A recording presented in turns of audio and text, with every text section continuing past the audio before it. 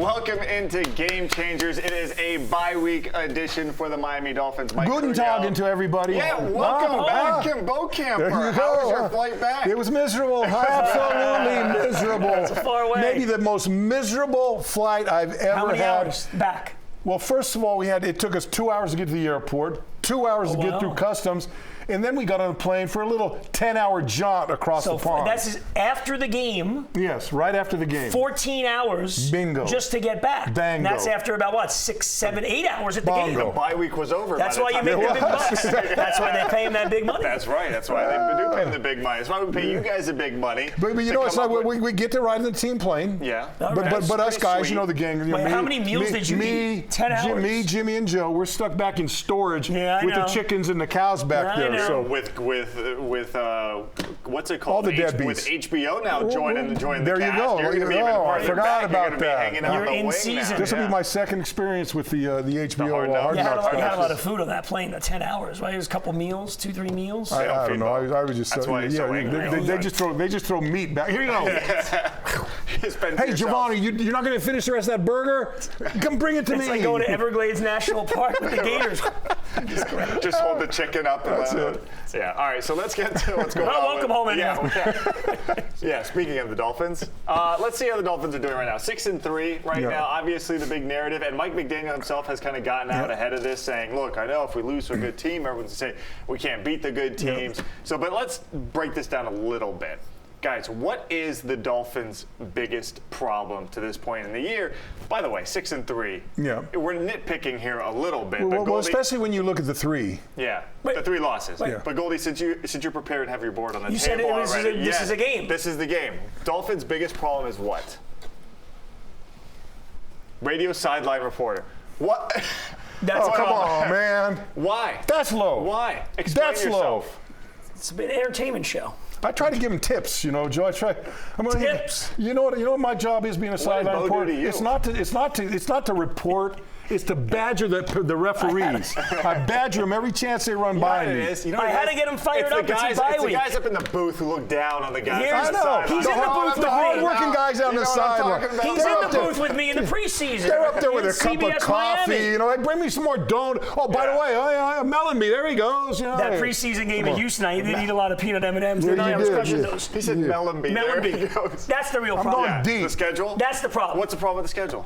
You go to Buffalo, you go to Philly, you play the Chiefs. None of them are at Hard Rock Stadium where they're 4-0 and they've outscored the opponent's average 43-17. Look, they got to win some of these games. I agree with everybody. But the biggest problem is that all the tough games have been on the road. And by the way, those first 2 games, which everybody discounts at the time, those were tough games too against the Chargers and Patriots. No one's going to cry over that for you because I bet you have to win a tough game on the road in the playoffs. Eventually they'll have to, right? It's a tale of 2 cities here. You got the last 4 games, 4 out of the last 4 of the last 5 games at home, in Hard Rock, no travel. I mean, look, you go through the gauntlet early. I'd rather be at home for 4 games at the end than have an early, easy schedule. I think they've done great with this. Everyone forgets that going into that first game in L.A. against the Chargers, everyone's going, oh, this is a dogfight between 2 of the best teams. And then so the Chargers, they stumbled on their feet. But hey, you know what? Chargers are back to 500. They're 500. Yeah, so there you go. That's not a bad win. Let's get to the real problem. Who are you blaming? The real problem. Pre-snap penalties. That's true. Yeah. Pre and other penalties. All penalties. Just working backwards. There you go there. Penalties. He fixed it. There you go. He's fired up. That's why I had that he was the problem. Got him going in the bye week. They're getting plays out there. Mike's back there. He's like a lab. He's in the lab designing plays. I got a great one here. And they're all lined up and they're ready. I'm going, they're going to run that play. It's going to work. And all of a sudden, someone jumps. There's the flag. We can't run that anymore. No. Done. Yeah, in the trash. That's it. A week's worth of work. What do you got? Trust. It's really the foundation of every relationship. I could ask any question. You could put that on there. Listen, Mike McDaniel. So who don't you trust? Mike McDaniel needs to trust himself. I don't even know what that means. The young generation. Let me explain. Can I explain? Yes. Let me explain. Please. Mike McDaniel needs to trust himself. When something's working, stay with it. He's had this problem with the run game in the past. So you could have just put stick with the run. Yeah, stick with the run. But trust By the way, that's a problem in my car right now. The undercarriage of my car. Those king tides get you there. So here's it's a good point, though. See, here's a younger generation. You know, it wasn't trust. It's just give the guy a shot. Mike goes, no, just trust me. I'll do it when the time comes. He's mad. Come on. I'm fine. I'm done. That's okay. Let's move on. Okay. I like my next question it's here. Nice shirt, by the way. Thank you. Thank you. I know this is where you shop. I do. Yes. Every now and then. # State and Liberty. The pros. That's where the pros go. That's where the pros go. All right. So the Bills have kind of faltered here a little bit in the AFC East. The Jets, we don't know what's going to happen with them. One week they look like Zach Wilson's getting his act together. The next week they don't. So is now. They looked awesome on Monday night. Yeah. Did the AFC East now become the Miami Dolphins to lose, or are you still worried about the Buffalo Bills? Well, I think it's them to lose, but I'm also still worried about the Bills. If Aaron Rodgers was healthy, this thing would be a little scary because they're 500 with no quarterback play and no offense. And they beat the Eagles and they beat the Bills. But clearly, the Dolphins have the best divisional record. Yeah. They still have the Jets and Bills at home. Right. And they're a game up. So, to me, they're in the driver's seat. I still, I got that funny feeling. I thought this since April. Yeah. It's going to come down to that last game at home. I really think it still will. You know what? I was dreading the Jets winning that Monday night game and being 5-3, same number of losses going in, and all of a sudden now you got a dogfight. Because I'm with you. That offense is putrid. It's as putrid as the uniforms they wear each and every week. But that defense, boy, that's a defense. And they got some stars in that team. So even though they don't have Aaron, I don't trust beating them 2 games. I think they're going to be a battle each time. They're going to be a tough house for sure. The team that's lurking, that I think still has life in them, is the Buffalo Bills. They're stumbling along a little bit. They've got some injuries. They're trying to find themselves. If they much like Cincinnati when Burrow got healthy. I don't know who's got to get healthy for Buffalo, but I think they've got the ability to get healthy and do just what the Cincinnati Bengals are doing after Burrow got healthy, putting their foot on the pedal and going, hey, we're on the ride now, boy. We're heading for the big game. I have to admit, I was a little nervous when you start to see these reports of Aaron Rodgers and even him saying, I think I'm going to come back. I think I'm going to come back. But then you watch what the Jets have done lately. And every time they stumble, you think, that's another loss. That's another loss. At what point do they go, Aaron, don't even think about coming back? Until they're mathematically eliminated, right? They don't, because remember, this isn't a guy that's 25 years old. You're now for 10 years. This is real short term. If they're mathematically alive, which the schedule doesn't break well for the Dolphins because the Dolphins play the day after Thanksgiving and then at home on December 17th. So if they're still mathematically alive, they have to feel it. If they get him, they can win any game. I think him getting back is a pipe dream. I do too. I think an Achilles tear with a quarterback who steps and plants down on that thing and presses off of it to throw a football down the field. And they're going, oh, look, he's just standing there flat-footed throwing the ball. He's not dropping back, digging that foot in the ground while you got Aaron Donald breathing down your neck and throwing the ball. That's how it popped the first time. That's how who was the other guy just last week? Was the quarterback last week that popped his Achilles? Kirk Cousins? Another one of those crappy Alabama quarterbacks. Who doesn't matter, but one of those guys did Michigan State, but sure, whatever. Who's counting? Well, here's the other thing too. Like everyone complained about the field at MetLife. That's the reason. Well, guess where Aaron's going to have to play if and when he does. I still think if he says he can try again, they don't care. I mean, I hate to say this, they don't care what long term happens to Aaron Rodgers. Right. No, if they think they're still in it and they're 6-6. But if they're 6-8 and he has a chance to come back. Yeah, because they think they can win the final 3 games. Unlike our coach that we have now, Mike McDaniel, if someone came back with an injury like that and said, Coach, I think I can play, he said, well, you're not going to play. Yeah. We're going to wait till next year because he's that kind of guy.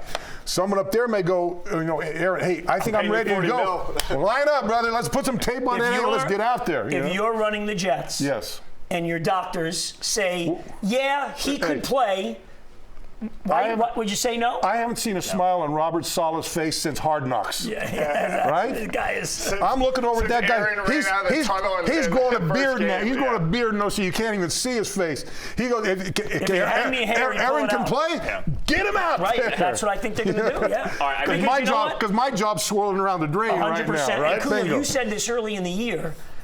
are the Jets really going to waste this defense? Right. They got a great defense. So I agree with you. If they're mathematically in it, even if there's 4 games left, they got to win them all. And he says I can play. I think they let him play. Well, look, they've had early in a couple of these games. They've been had some infighting on the sidelines. Those good players, the Sauce Gardners and all those guys, they want to win now. Right. And these guys that are dragging them down. So the more they lose, the more there's going to be more agitation on the side. And that team has a chance of imploding at any point if they continue losing games. I want to ask you guys one more question about the postseason when it comes to the Miami Dolphins.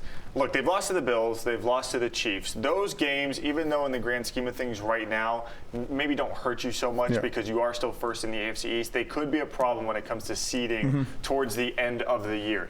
At this point, are you like, look, let's just make sure we win the division. We'll let the cards fall where they may after that, but let's make sure at least we get that first? Yep. Or are you kicking yourself a little bit after losing to the Chiefs, thinking that was a wasted opportunity, and now does that put extra pressure on this Well, I'm team? kicking myself because if they could get number 1 and the Dolphins could be atop the AFC, number 1. They should have been. They would have been right where the Chiefs are. They would have been in great shape. They were literally even both in the conference record. Now you jammed up with everybody else. You still have to go to Baltimore, second to last game on New Year's Eve. And I'm a big fan of the Jaguars. Could determine the AFC. Could determine the first. So the number 1 team is the only team that gets the bye. Yeah. So you're basically, you win the division, but you're not number 1. Yeah. You're basically a wild card team. Yes, you get the game at home, and then you're staring down that barrel of having to go to Arrowhead. And to me, this team is a Super Bowl contender. Let me ask you from this day back, all the way back to, let's say, the 73 Dolphins when they won the last Super Bowl. No, let me go that because they lost the AFC championship. Since that time with the Dolphins, you can't show me a playoff win on the road. Since then, since 1973, you can't find a playoff win on the road. You remember they beat the Colts here with the running back ran like 280. Smith in overtime. Ran like 280 something yards. Yep. They go to Seattle the next day, boom, got all smacked around, and then they sent them back and said, hey, try again and next year. all those years, they won a game. They went to Denver, got smacked, then went out to Oakland to play the Raiders in those years. Never talking late 90s, early 2000s. Never won a playoff game on the road. That's how important it is to get at least one game at home. Well, you win the division, you'll get the 1. You get the 1. So, but you like to get that home field throughout. Well, and then you should have just said, Cunio, in your lifetime, you've never seen a road playoff win. I mean, the two of you have. Look, if they get to, well, he has. If they get to that championship game at Arrowhead, it is a great season. Let's say that. But no doubt. You know, if you had the road coming through Hard Rock Stadium with the way this team has played the last few years, they've won 16 and 18. I would be very happy if they won the AFC East. Just look. Maybe they don't get the home field, but maybe there's third or fourth seed, whatever, and they get one home game. But I just like to see them win the division and get back to that again, because then you can start stacking them up. And when you start stacking them up, at one of these times, you're going to get that. You're going to hit the right note, and you're going to get the playoffs that you need. All right, we'll see what happens. They have a much-deserved break right now. Again, we're nitpicking. Who's going to be their biggest challenge, though? You think? 6-3 in the AFC East. Yeah, I was just reading off. You missed it. So more game changers coming up. We're going to talk about the Hurricanes. Speaking about possibly getting smacked around and big challenges, they've got Florida State this week. We'll talk about that next.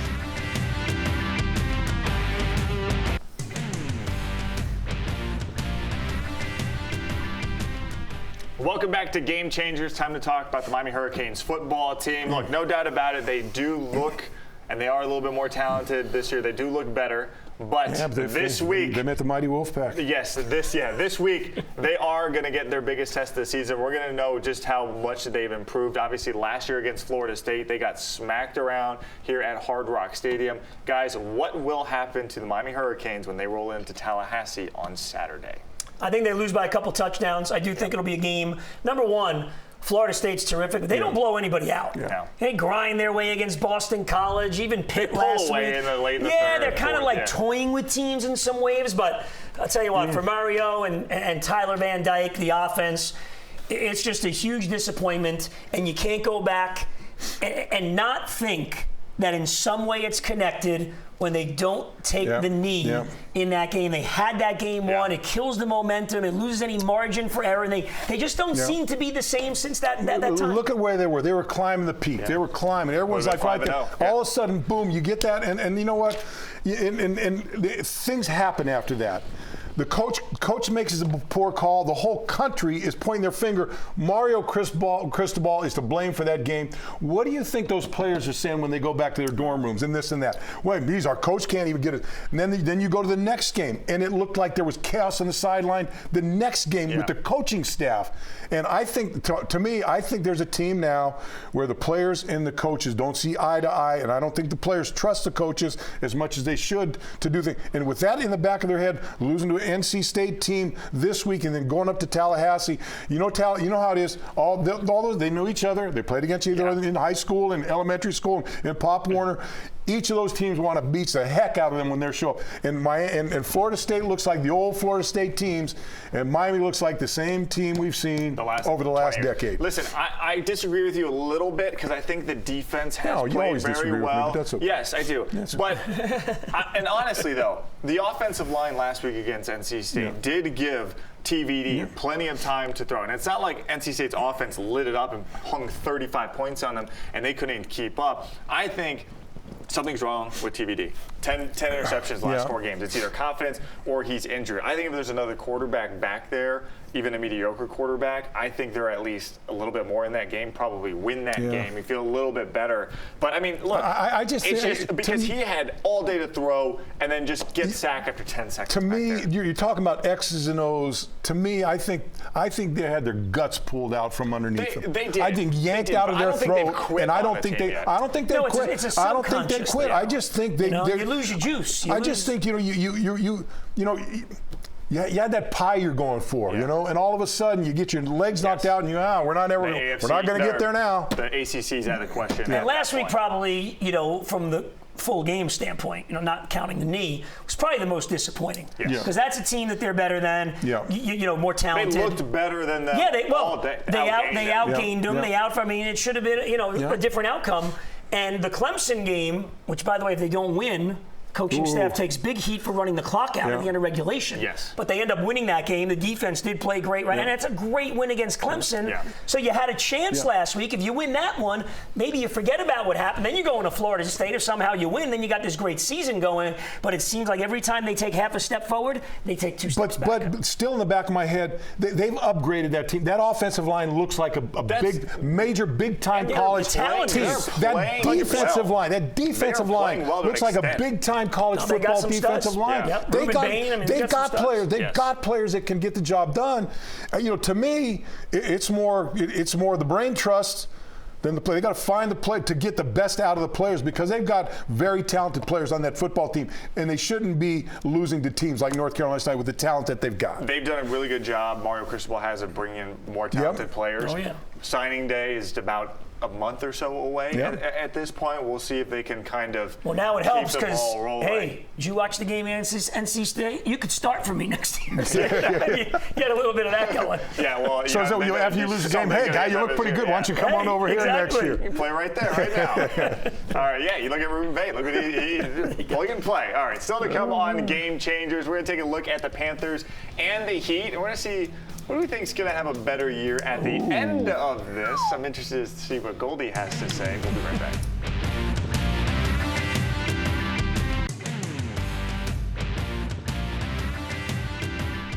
Welcome back to Game Changers. Time to talk a little Panthers. Time to talk a little Heat. Guys, they both got off to a little slow start here on the season, but Goldie, of course, the Panthers have seemed to right the ship a little bit. The Heat, at the point of taping this show, they just came off that nice win against the Lakers, even though Lakers can't win a game on the road.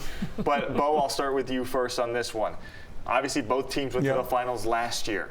Looking at how these teams look right now, which team do you have more faith in to have a deeper run in the playoffs? He's deep in thought. Yeah. So I get crap for trust, and you get deep in thought, and it's okay. I like them both. Yeah, that's a good point. I like them both. I wish Bally would allow me to see the games. That would be nice. The guys just asking, it would be nice to see. That app thing was fixed. But I tried last night, and it wasn't fixed last night. But I'll come over and work on it. I think they're very similar. it was very similar to what they did last year. Yes. They both got in by the skin of their teeth at the end, and they both made a powerful run. I think these teams are just going to continue to get better as the season goes on. I think you've got the young Heat players. I think Jaquez is really good. I think he's got good moments against the Lakers. He's got some good moments, and so I think that. But I think just what Pat Riley said. You're getting Bam scoring a little more points. Tyler Hero's put some more points on the board. 15 in scoring right now. And then Jimmy's starting to come around a little bit. So I think maybe the Heat may start getting a little more, piling up a little more wins maybe early on than the Panthers. But I think the Panthers, because as much as you look at all the names that you remember on that team, there was a lot of player personnel turnover on that team. So I think they're still getting used to the people they're playing with going on. I think they're going to move. I think they're both going to be playoff teams. I don't know if they'll both go as far as they did last year. I'm so who's going further? But I think that my thought would be the Heat would be the lead dog in this race. Goldie? Well, that's a tough question. It's like 7 months from now. I know. So the teams will look different. Yeah, there's 8 games, and we're already trying to predict who's going to be in the NBA He wants Finals. us to know how far, The Clippers are going to be in. I'm more optimistic. Here's why I'm more optimistic about the Panthers. Number one, saying. the top competition. Yeah. They beat Toronto, had Boston beat, go to overtime, lose. The Heat did not play well. Again, it's a small sample size. Yeah. They played the Celtics and Bucks, second, third game of the year. So it's a small sample size, but the Panthers don't have their team.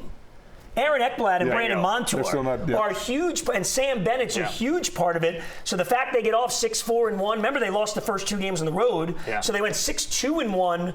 Since then, without these guys, and in the next few weeks, these guys are going to be back. I just think the potential is there. But that said, if Adebayo and Hero keep on helping out Jimmy the way they are, can you get a little big 3 going? So I think they both make the playoffs. And once you're there, man, it is very hard to predict. I mean, it's so funny for both of those teams. They now have this reputation of, if we get into the playoffs, you start looking at a team like, no one wants to play them. those two. And I think for the reason, I'm leaning Panthers in this conversation because of the guys coming back. But you're right about the scoring. Yeah. Tyler Hero. He has kind of answered the bell early on in this season. 25 points a game, couple 30-point. But can they still beat Milwaukee or Boston in a 7-game? They did last year. Listen, they lost to Milwaukee. Like, I know the Panthers, by the way, could beat the Bruins in a 7-game series. I mean, they did, and they always play. I know they could beat Toronto in a 7-game series, and Carolina. The Heat need to cultivate between now to the end of the season, like the guys that they lost. Yes. The guys, those guys that you didn't. The guys you didn't expect. You get a Gabe Vincent, Max Strus. Look how much those guys. Look how much they contributed in the playoffs, those guys. So if you can get a couple of those guys playing at that level to replace them, then there's no reason why you can't. Because they're a very good basketball team. And especially with Jimmy playing, and if he keeps going, I got faith. But, Panthers, I'd like to see them on TV, but that's a whole different story. You can't give a straight answer because I can't see the games. I'd like to. I'd like to give a full scouting report because of the hockey man that I am, but I can't watch the game. You can come to the game anytime. Just He could have been sitting right there with me had he not backed out of our season tickets. See? You guys are going to go in buddy together. It's okay, Bo. You didn't want to hang out with him that much? No. I'm not going to. No. I said, look, you're going to sit with me. I'm going to buy tickets with you. You're going to have to pay for my food. That was the deal. That was the deal. Have you ever seen this man eat? Have you ever seen this man eat? That's why they put him on the back of the team plane. So when the menu comes around. The plane flies like this. It took us 10 hours because the plane was flying like this because I was sitting in the back of the seat. You guys should get the all-inclusive club. Then he can eat as much as he wants. You're a club guy. I'm going. When's the next home game? Friday, Carolina. Come on, I'm being Club Red, baby. Eastern Conference rematch. Let's go. We're going. All right, more on Game Changers. I'm being Club Red. Mike's fan. I'm being Club Red. What?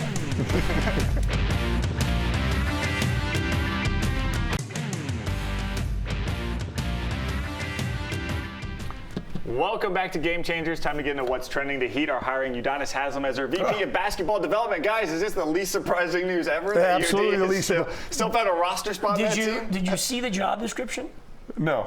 He's been doing this for 6 years. Yeah, right. Assist the coaching staff. Help out in the community. During COVID, Udonis was giving out food to everybody. It was awesome.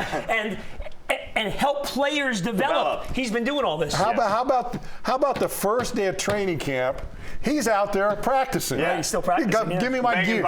Give me my gear. Give me my gear. I'm going to work. My mouthpiece. Look, Udonis is. Mr. 305, mayor. Pitbull number 2. Udonis has been Mr. 305 for a long time.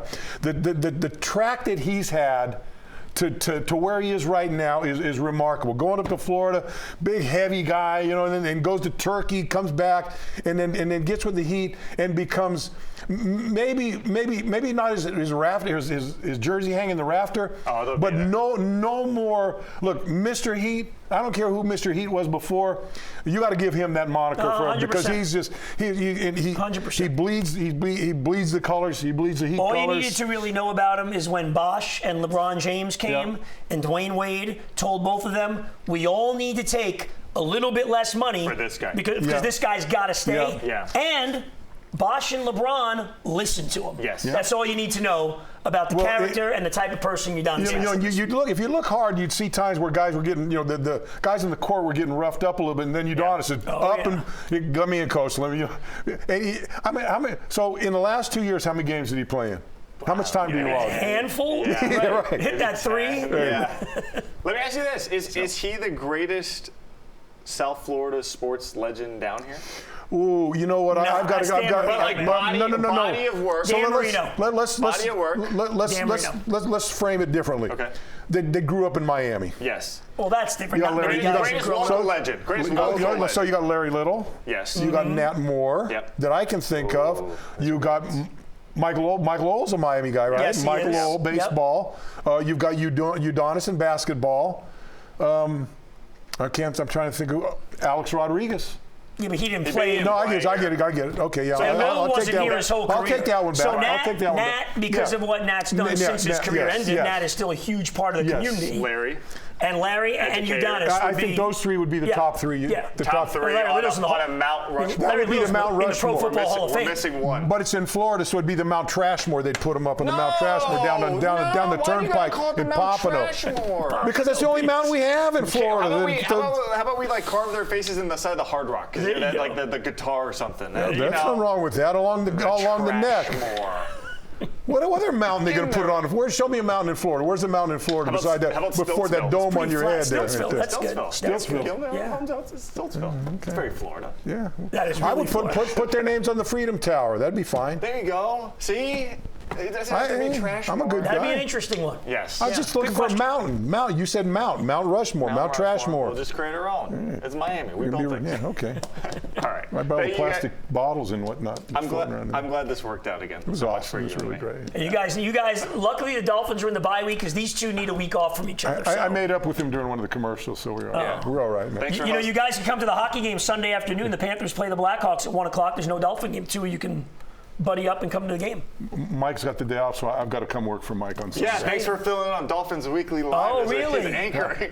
I get no days off. Mike gets a day off in the bye week. I don't. You got to go to Germany. I didn't get to go to Germany. I had to go to Germany. You could have gone to Germany, my friend, by yourself, my friend. Oh, man. All right. Well, thanks for joining us here on Game Changer this week. Yeah, of course. I don't work. Yes, you do. I answer questions. You're going to work Sunday. Thanks for joining us. For Bo, for Goldie, Mike Cunha. We'll see you next time.